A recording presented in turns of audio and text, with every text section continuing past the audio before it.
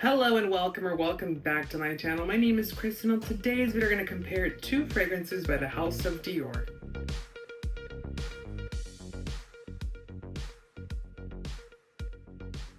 This is a video that I have been planning to make for quite some time now, and I have to say it was kind of hard because I had very conflicting feelings about this fragrance, or about both of them and what they represent, and each one having the same nameplate.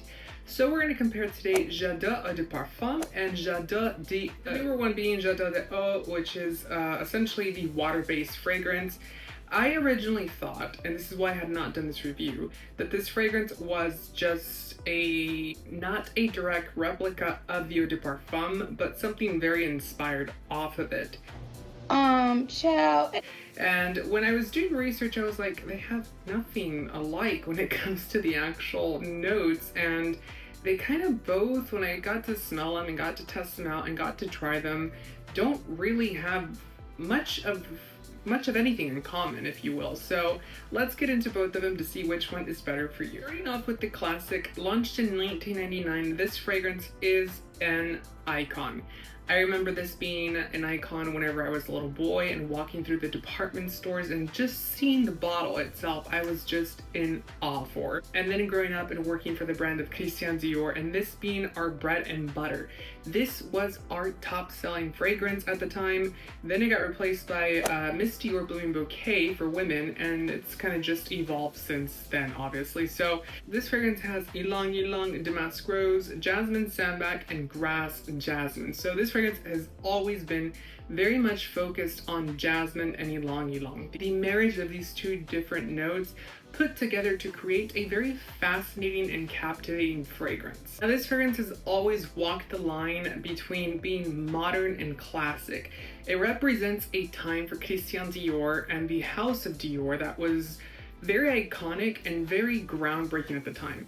The creative director for the House of Dior was John Galliano, and think what you will of him. Yes, he has said some awful things. Scandalous. That man is a genius when it comes to doing haute couture, and some of his best work was under the House of Dior. So this fragrance, like I said, represents that classic seductiveness that Mr. Dior knew how to deliver with the new look in all of his collections. A very powerful feminine energy that really transcended the time of couture and fashion altogether, bringing that to the modern forefront of 1999 under John Galliano, when things were very much inspired off of the Dior look, but brought into a very theatrical space, something that gave you drama, that gave you life, and also gave you the dream of being to be able to afford an haute couture gown someday. I mean, none of us grew up to do that, obviously, but it was just a very beautiful fragrance that captivated a very empowered and strong female, but at the same time delivering that classic elegance and that innocence that this fragrance was built on. Now the new one. The new one was launched in 2022 under perfumer Francois Dimashi, and I'm very familiar with his work because I worked at the House of Dior while he did as well.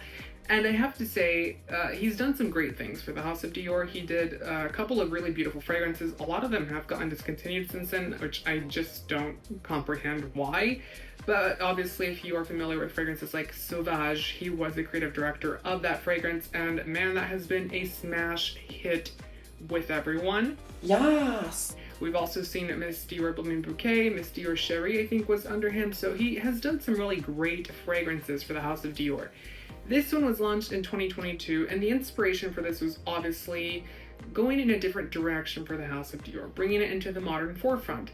They got rid of alcohol as the delivery method for this fragrance, and it's water-based.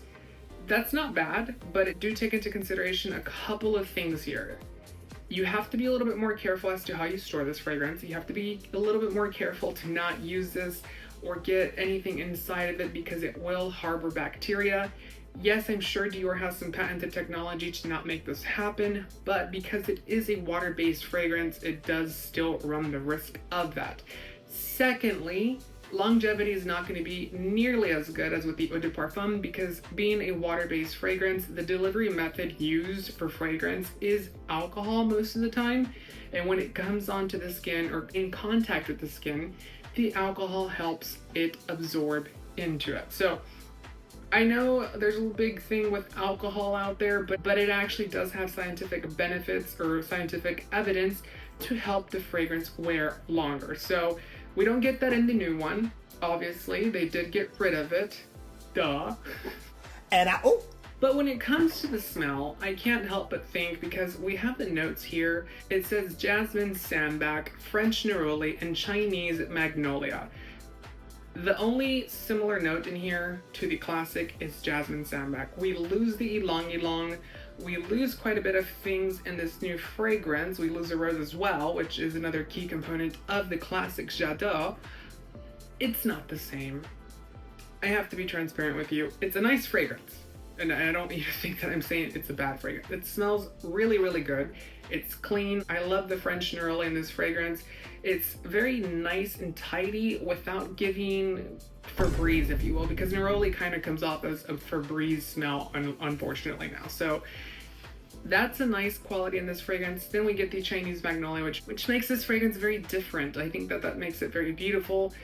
Jasmine in here is used, it is a background note, so even though it is the only thing tying it back to the classic nameplate, it's just not a prevalent note in this fragrance. It's more that neroli and that Chinese magnolia, and we kind of just get jasmine as a background or a DNA marker in this fragrance to be able to say that it's still a J'adore. Now, are they both similar, or which one is better? It's very different because, like I said, both of them represent something very, very different. I do love the classic because it represents so much that the House of Dior was iconic for, and it represents at a time where fashion did have meaning. I feel like we're kind of in this limbo. I mean, the whole planet's in limbo with everything going on, obviously, but fashion itself is kind of in this limbo where we're kind of not sure what luxury is anymore. And I think that's what was the difference with the classic J'adore.